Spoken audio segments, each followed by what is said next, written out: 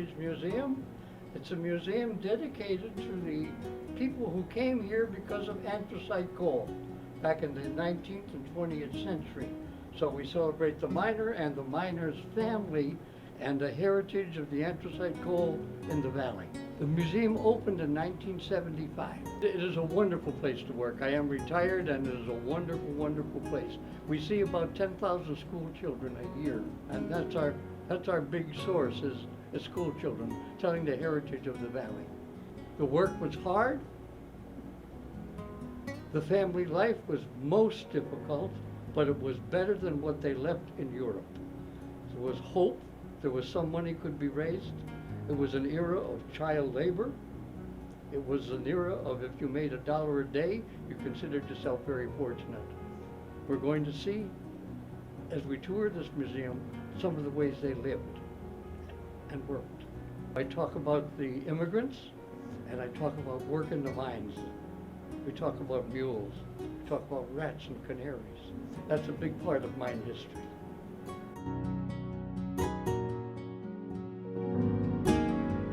That's a piece of anthracite. Anthracite is particular to this area.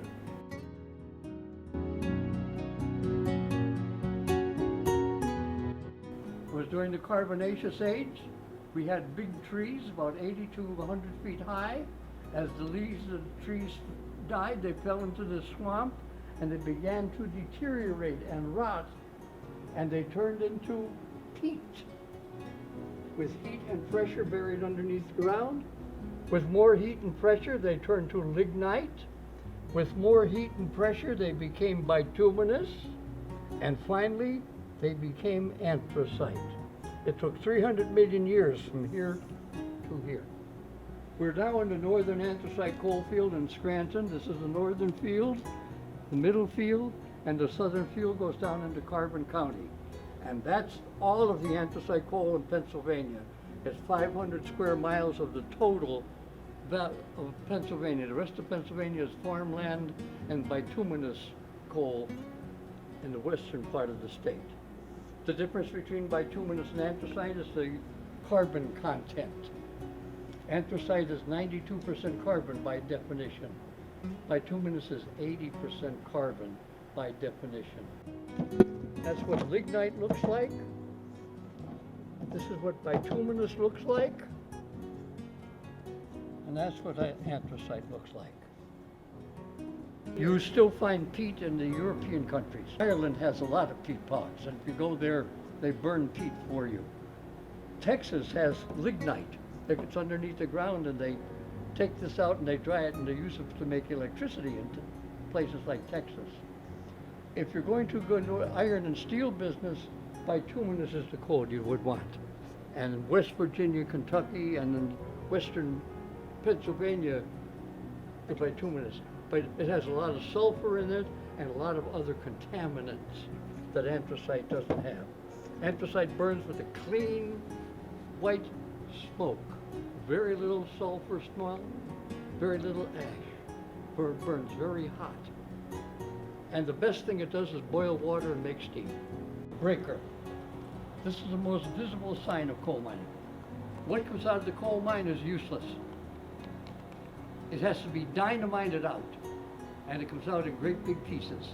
And the rocks, slate, dirt, and shale that are in between the veins of coal come with it. So all of that gets put into coal car, gets brought above ground, and it goes to this building called a breaker. And in the breaker, it is crushed down to usable sizes. And then the breaker boys sit with their bare hands and pick out what is in coal. Coal is black and shiny, rocks are dull and gray. A young lad could start at age 7 working in the breaker. That was not unusual. Most of them were close to 10 or 11 years old. Most of them, if they got any schooling at all, they could write their name, and that was about it. They were very poorly educated. Most couldn't speak English.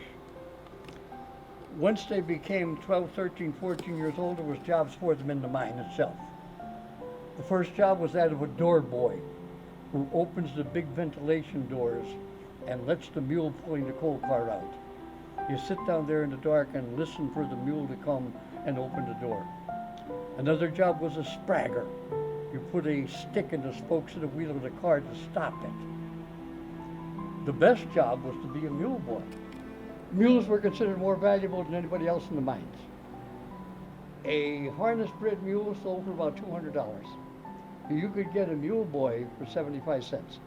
To take care of the mule was absolutely critical. You could lose your job by abusing the mule. He was important. He got the empty coal cars to be filled. He got the full coal cars out so that the coal miner could get paid. This is a mine tunnel, 4-ton coal car. The average wage for a coal miner in the 1900s was 90 cents a ton. So that's a 4-ton coal car. And out of that came the miner himself, who was a certified miner, and his helpers had to be paid from that. You were expected to mine at least 4 of those cars a day. That was a good day's work. If the weighmaster accepted all of the cars once they got to the surface, he would weigh the cars. And the heavier the car, the more rocks were in it. And he didn't pay for rock. So he might only give them 40 cents a ton. He might give them nothing. It was up to him to decide who got paid for what. So it was not unusual for a miner to put in his whole 2-week shift, and with that and the bills he owed to the company store, come out with nothing or even still owe money. That's why his children had to work. That's why his boys had to go into the breakers in order to survive. The miner could not earn enough money to feed his family. Oh, he could earn it, but they took it back off him. The company store was notorious for taking the monies back off him. This is the machinery for crushing the coal. This piece is way too big. You can't burn something that big. We burn coal small, the size. So this machinery comes together with steam and smashes these into little pieces. That's the job of the breaker. That's a rock. That has to be picked out of the coal. That comes up out of the coal mine. So rocks have to be picked out. The big pieces have to be smashed into little pieces, and then they all get put into trucks and sold. And it could be broken down to any size your grate in your stove tells you you have to have. You buy your stove and they tell you what size coal you need. Pea coal, chestnut coal, buckwheat, rice. Dirty, noisy, dangerous places. Kids got hurt, kids got crippled. Kids had arms and legs ripped off of this machinery. You get crippled, go home. I'll get another immigrant. They stand on the street corner looking for your job. Some of the walls down the coal mine are 30 feet thick. Anthracite coal is the second hardest substance known to nature. Only a diamond is harder than it. So you have to drill it out, stuff the holes with dynamite. That's the way it comes out.